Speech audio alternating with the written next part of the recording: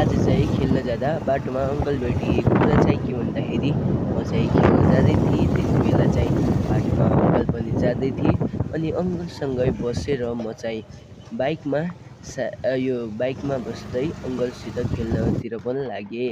अनि खेल्दा खेल्दा चाहिँ सबै अङ्कल आइसकेका थिए अनि सबै अङ्कलसँग चाहिँ हामीहरूले मिलेर खेल्यौँ। एउटा गेम मैले पनि खेलेको थिएँ अनि अर्को अङ्कलसित घर आउँदाखेरि बाइकमा बसेर आएँ, तपाईँहरू पनि हेर्न सक्नुहुन्छ।